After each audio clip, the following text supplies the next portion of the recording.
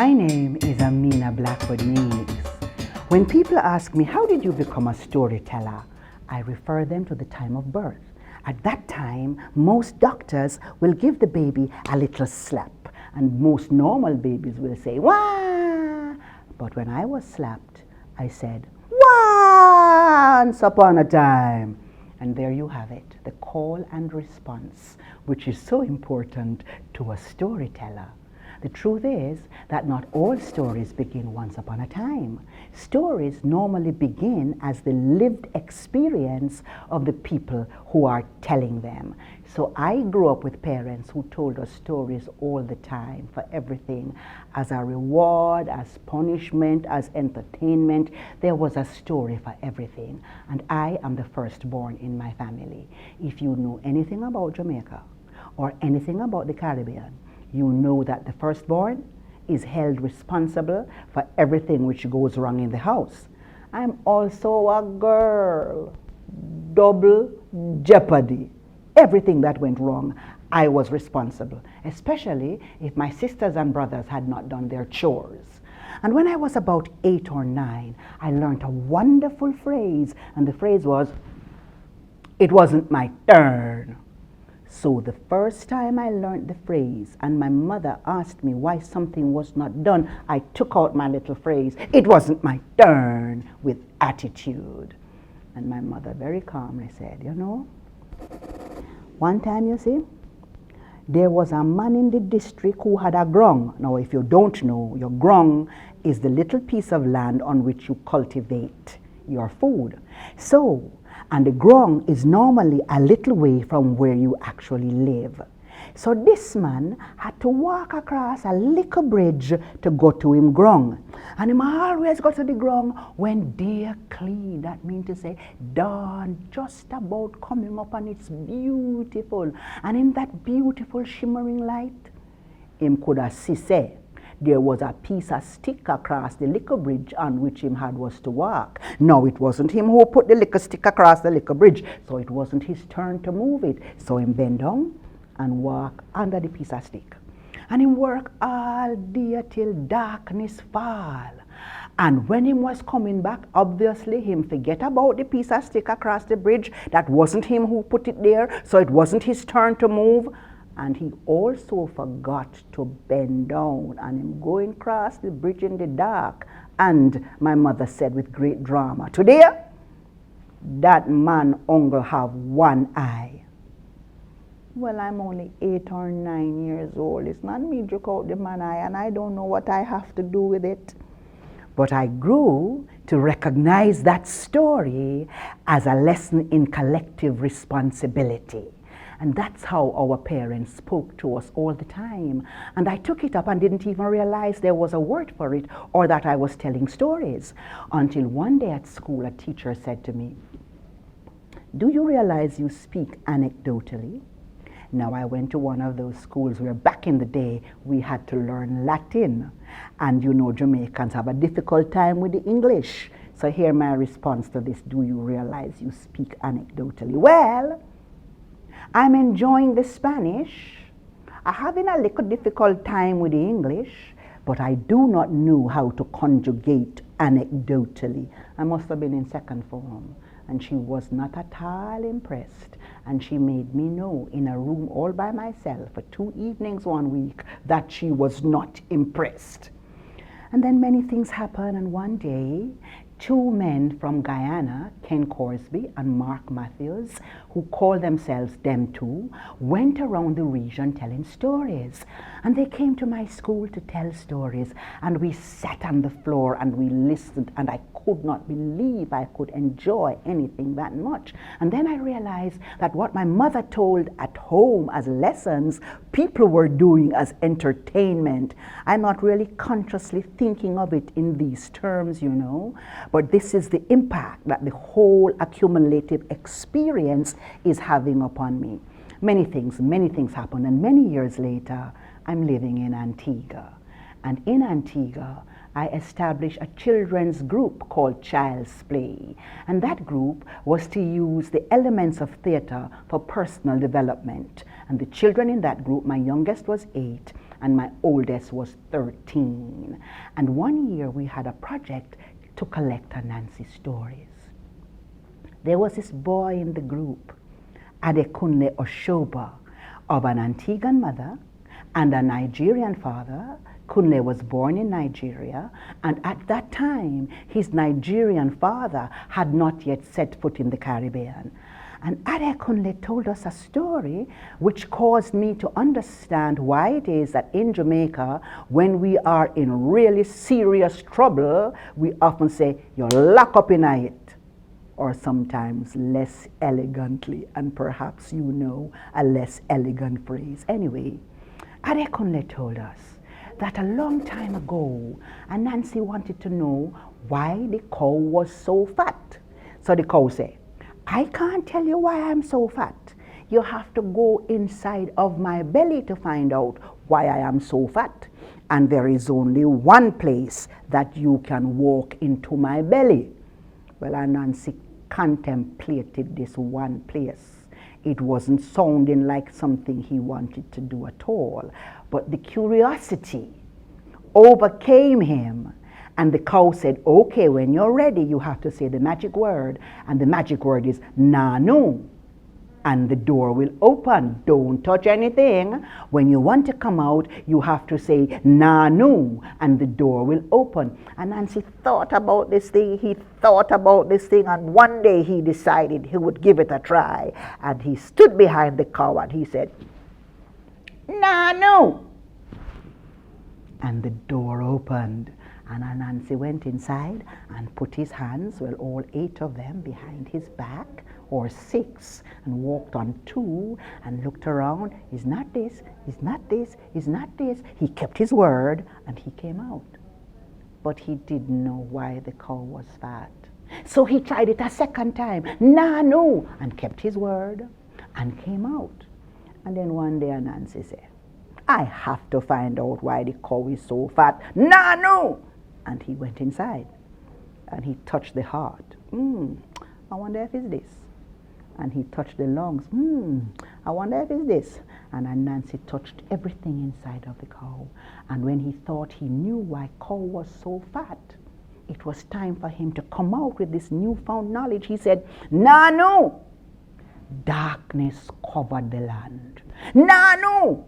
The door wouldn't open. "Nanu!" And until today, said Adekunle, Anancy, lock up in it. Well, that story led me to contemplate about survival.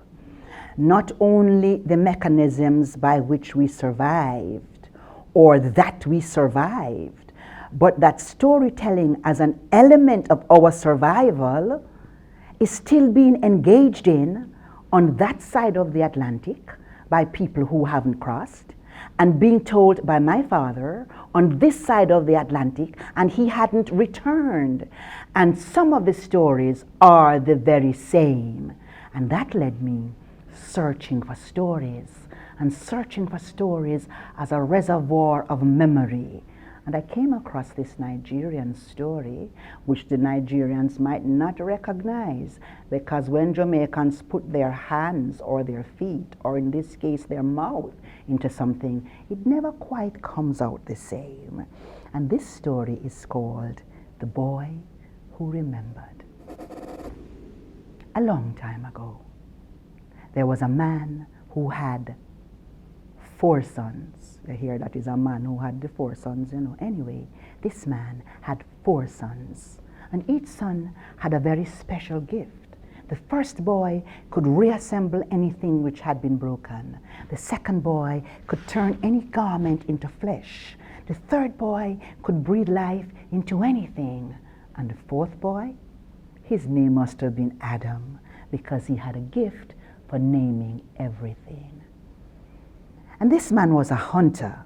And one day he went off hunting, and one day became 2, and 2 days became many nights, and many nights became many mountains, and many mountains became many valleys, and many valleys became a long, long time. And his family didn't see him come home. and they presumed he was dead. And so they had all the death rituals and they forgot about him, except that while he was away, his wife was pregnant. And in due course, she gave birth to the fifth child. And the fifth child also turned out to have been a boy who noticed that there was something very strange about his circumstances. Everybody had a mother and a father, and he only had a father. And one day he said to his mother, "Where is my father?" And she told him the story. Well, he was a hunter. He went off hunting. He didn't come back. We presumed he was taken by some animals, and we got on with our lives. Well, that boy was so unhappy that his brothers decided they would go out to find their father. And they were gone for one day, that became two. For 2 days, that became many nights, that became many mountains that became too many valleys. And one day, when they were down in the valley, the first boy thought he stubbed his toe on something. And that boy was so unhappy that his brothers decided they would try to find out what happened to their father. And so they were gone. For one day, that became two. For 2 days, that became many nights. For many nights, that became many mountains. And many mountains, that became many valleys. And one day, when they were down in a valley, the first boy thought he stubbed his toe on something, but he kept walking. He stubbed his toe again. And the third time he stubbed his toe, he decided to look around to see what he had stubbed his toe on. Oh, he was down in a valley of bones, like the railroad of bones scattered at the bottom of the Atlantic. So he walked around and he found a toe bone, and then he found an ankle bone, and then he found a shin bone. Find the toe bone connected to the ankle bone, and the ankle bone connected to the shin bone, and the shin bone connected to the knee bone, and the knee bone connected to the thigh bone, and the thigh bone connected to the hip bone, and the hip bone connected to the backbone, and the backbone. And he worked earnestly until he had connected all the bones. And when he looked, it could have been a human being. And the second boy took off his jacket and said, I think I could cover this thing into flesh. And it was covered. And the third boy said, I think I could breathe life into this thing. And he breathed. And the chest heaved. And the fourth boy said, this thing looks like a man. And I think I want to give it a name. And I think I want to give it the most important name a man can have. I think I want to call it Daddy. And that's who it was. And them bones got up and walked around. What a joy. They went home with this man. What a celebration. It was in fact their father. At the end of the celebration, he said, you know, I found a treasure. And I want to give it to the boy who did the most to bring me back. And they had a big discussion, a pasa, as we say in Jamaica. And since they couldn't decide who had done the most, they referred it to the Council of Elders. You see, once upon a time, we listened to our elders. And the elders told him what to do. So he gathered his sons. And he thanked them all for playing a part in bringing him home. But he said, the last boy who asked, where is my father? The boy who remembered that he should have a father did the most to bring me back, because we're never dead until the last person echoes our name. And so the boy who remembered got the treasure. And so I've come to value stories as a reservoir of what we ought to be remembering. I've come to value stories as a reservoir of all the values we need to have as human beings. Teamwork is such an important value. I've come to value stories for everything they do to connect us across space and across time. And there was a time when people would call me a storyteller, and I'd be a little bit offended. After all, my parents sent me to a good school. I went to a university. I got many fabulous degrees. How dare you call me a storyteller? And now I know that being a storyteller is the most important thing I can do. A storyteller has to have content. And so on the continent, we recognize that storytellers are philosophers, they are historians, they will carry the knowledge of the village, of their people, for thousands of years in their heads. And that's why it is often said, when we lose a storyteller, we lose an entire library. And I've come to value storytelling as a way through which we can negotiate Vision 2030, as a way through which we can negotiate the SDGs. So very important that those two platforms I just mentioned, the international one and the local one, value culture for their authentic, transformative values. And now I want to end with a little story that brings all of that together. You didn't know, say, one time, long time, Crab had head? Yes, Crab father was the best head maker in the whole village. Any kind of head you want, Crab father would have make it and put what he want inside of that head. Little medicine in that head going to be a doctor. Little prime ministership in that head going to be a prime minister. And Crab father was born at a time BC, before computer. And the people who born before computer know that everything them know, they must teach it to the little ones born AD after that. So one day, Crab called him son and said, come here to me, child. I think it is time for you to learn the head making business.